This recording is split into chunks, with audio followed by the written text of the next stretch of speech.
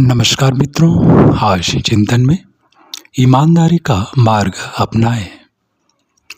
लगता ऐसा है कि जल्दी और अधिक कमाने के लिए बेईमानी का प्रयोग करना आवश्यक है, क्योंकि धनवान लोगों में से अधिकांश ऐसे दिखते हैं जिनके क्रियाकलाप में बेईमानी का पुट रहता है। ईमानदार लोगों में से बहुत करके गरीब दिखते हैं। इसलिए सामान्य बुद्धि से यही प्रतीत होता है कि हम भी ईमानदार रहेंगे तो गरीब बन जाएंगे, क्योंकि इन दिनों धन की प्रमुखता है। धन के आधार पर ही अधिक सुविधा, साधन और सफलता, सम्मान की उपलब्धि होती है। इसलिए मोटी बुद्धि से स्थिति का अवलोकन करने वाले और बहुसंख्यक जिस रास्ते चले उसी पर चलने वाले लोग आमतौर से उसी ढर्रे को अपना लेते हैं जो पास पड़ोस के लोग अपनाते दिखते हैं। आज की व्यापक क्षेत्र में फैली हुई बेईमानी का यही प्रधान कारण है। वस्तुस्थिति की बारीकी से तलाश करने पर बुद्धि भ्रम हो जाना स्वाभाविक है। बेईमानी की गरिमा स्वीकार करके लोग बुद्धि भ्रम से ही ग्रस्त हुए हैं। वास्तविकता वैसी है नहीं। बेईमानी से धन नहीं कमाया जा सकता। कमा लिया जाए तो स्थिर नहीं रखा जा सकता। लोग जिन गुणों से कमाते हैं वे दूसरे ही हैं। बेईमानी की आड़ में कुछ अनुपयुक्त लाभ प्राप्त कर लिया जाए तो इसका अर्थ यह नहीं हो सकता कि उसका परिणाम लाभदायक होता है। साहस, परिश्रम, सूझबूझ, मधुर भाषण, व्यवस्था आदि वे गुण हैं जो उपार्जन करते हैं। बेईमानी से तो अपयश, अविश्वास, घृणा, असहयोग, राजदंड, आत्मग्लानि आदि दुष्परिणाम ही उत्पन्न करती है। वस्तुतः लोग सद्गुणों के आधार पर कमाते हैं। बेईमानी का तात्पर्य है दूसरों को धोखा देना। यह तभी संभव है जब उस पर ईमानदारी का आवरण चढ़ा हो। किसी को ठगा तभी जा सकता है जब उसे अपनी ईमानदारी एवं विश्वसनीयता के बारे में आश्वस्त कर लिया जाए। यदि किसी को यह शक हो जाए कि हमारे साथ बेईमानी करने के लिए ताना बाना बुना जा रहा है तो वह ठगाई में न जाएगा और चालाकी से मिलने वाला लाभ न मिल सकेगा।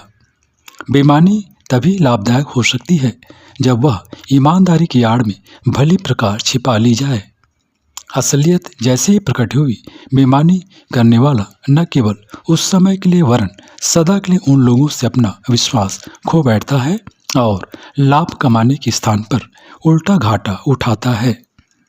बेईमानी का प्रतिफल घृणा, अविश्वास, असहयोग, राजदंड और आत्मदंड है। उसमें उपार्जन की कोई क्षमता नहीं। उपार्जन तो सद्गुण करते हैं, उन्हीं में उत्पादक तत्वों का समावेश है। संसार में बड़े काम, बड़े व्यापार, बड़े आयोजन ईमानदारी के आधार पर जमे, बढ़े और सफल हुए हैं। जिसने अपनी विश्वस्तता का सिक्का दूसरों पर जमा दिया, अच्छी सही खरी चीजें उचित मूल्य पर दी और व्यवहार में प्रामाणिकता सिद्ध कर दी, लोग उस पर मुग्ध हो गए और सदा सर्वदा के लिए उसके ग्राहक, प्रशंसक एवं सहयोगी बन गए। उन्नति का रहस्य यही है। जिसकी प्रामाणिकता है उसका भविष्य उज्जवल है, किंतु जो अपनी मूर्खता के कारण बदनाम हो गया उसका ईश्वर ही रक्षक है। आज के मित्र कल के दुश्मन बनेंगे, कल के मित्र परसों घृणा करने लगेंगे और अंततः उसका कोई सच्चा सहयोगी न रह जाएगा।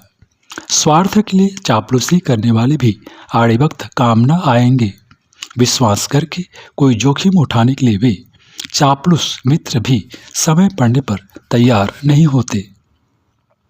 हमें यह भ्रम निकाल ही देना चाहिए कि बेईमानी कुछ कमा सकती है। वह शराब की तरह उत्तेजना मात्र है, जिससे ठगने वाला और ठगा जाने वाला दोनों बुद्धि भ्रम में ग्रस्त हो जाते हैं।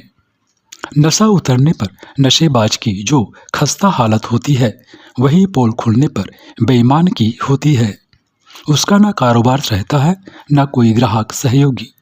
दूध में पानी और घी में वेजिटेबल मिलाने वाला तभी कमा सकता है जब वह कसम खा खा कर अपनी ईमानदारी और चीज के असलीपन का विश्वास दिलाता रहे। यह ईमानदारी और विश्वास की विजय है। जो कमाया गया उसका आधार यही था।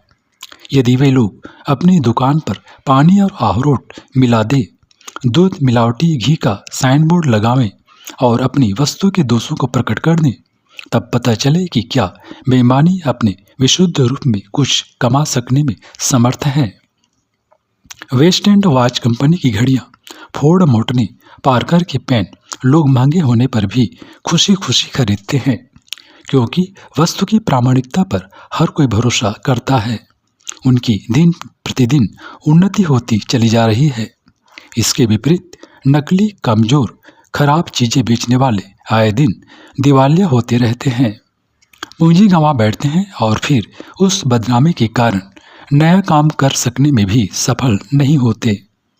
बेईमानी देर तक छिपी नहीं रह सकती, पारे को पचाया नहीं जा सकता और पाप छिपाया नहीं जा सकता है। प्रकट होते समय दोनों ही भारी कष्ट देते हैं। व्यापार की भांति जीवन के हर क्षेत्र की सफलता का स्थायित्व कठोर श्रम, सद्गुण, सद्व्यवहार, सच्चाई, ईमानदारी एवं प्रामाणिकता पर निर्भर रहता है। चालाकी से एक बार ही किन्हीं को चमत्कृत करके अपना उल्लू सीधा किया जा सकता है, पर उस लाभ को स्थिर नहीं रखा जा सकता। चोर, डाकू, जुआरी, गिरहट आए दिन बहुत पैसा कमाते रहते हैं, पर उस कमाई को स्थिर रखना या सदुपयोग करना उनके बस की बात नहीं होती। बादल की छां की तरह अनिति की कमाई भी अपव्यय और दुर्दशनों में देखते देखते समाप्त हो जाती है। संपत्ति से नहीं, सद्बुद्धि और सत्प्रवृत्तियों से उन्नति होती है। धनवान नहीं, चरित्रवान सुख पाते हैं। ईमानदारी से यदि कम भी कमाया जाए तो वह अनिति से अधिक कमाने की अपेक्षा श्रेष्ठकर है। पसीने की कमाई फलती फूलती है और हराम का पैसा पानी के बगुले की तरह नष्ट हो जाता है। इतना ही नहीं, विदाई के बाद वह बहुत पश्चाताप, संताप और अपयश छोड़कर जाता है। यदि बेईमानी से ही धन कमाया जाता है तो आवश्यक नहीं कि धनवान ही बना जाए। संसार में अधिकांश गरीब ही रहते हैं, हम भी उन्हीं में से एक रहें तो क्या हर्ज है। किंतु वास्तविकता यह है कि धन ही नहीं, स्वास्थ्य, संतोष और सम्मान के क्षेत्रों में भी समृद्धि और सफल चरित्रवान एवं ईमानदार लोग ही बनते हैं। सफलता प्राप्त कर लेना ही काफी नहीं, उससे आत्मसंतोष और जन कल्याण एवं स्वास्थ्य परंपरा का अभिवर्धन होना चाहिए। सही तरीके से प्राप्त की हुई सफलता ही वास्तविक सफलता है।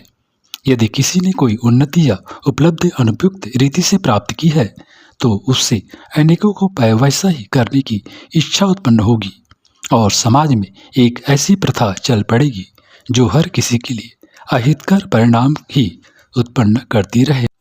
सद्गुणों की खाद और सच्चाई का पानी पीकर ही व्यक्तित्व का पौधा बढ़ता और फलता फूलता है। जादू से हथेली पर सरसों जमाई तो जा सकती है, कौतुक तो देखा जा सकता है, पर उसका तेल निकालकर धन कमाया जा सके ऐसा संभव नहीं होता। बेईमानी का चमत्कार तो देखा जा सकता है, पर उसके सहारे सच्ची प्रगति और स्थिर संपदा का लाभ नहीं उठाया जा सकता। यदि हम वस्तुतः कुछ कहने लायक और आनंद दे सकने लायक उपलब्धियां प्राप्त करना चाहते हैं तो एक ही रास्ता है कि हम ईमानदारी और भनमन साहत को जीवन नीति की तरह हृदयंगम करें। सद्गुणों की संपदा से अपने व्यक्तित्व को सुसज्जित करते चलें। जिस प्रकार रुपये के बदले दुकानों पर बिकने वाली चीज़ें आसानी से खरीदी जा सकती हैं, उसी प्रकार सद्गुणों के मूल्य पर प्रगति की किसी भी दिशा में द्रुत गति से अग्रसर हुआ जा सकता है। मित्रों, बेईमानी की रीति नीति स्वीकार करने का प्रतिफल अपने लिए सब विपत्ति और समाज के लिए दुर्गति के रूप में ही प्रस्तुत होगा।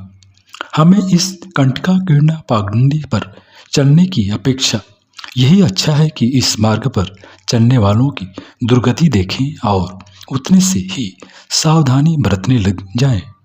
इतिहास के सभी किसी भी पृष्ठ पर यह तथ्य देखा जा सकता है कि विभूतियों और संपत्तियों का लाभ केवल उनके लिए सुरक्षित रहता है जो सद्गुणी, चरित्रवान और ईमानदार हैं।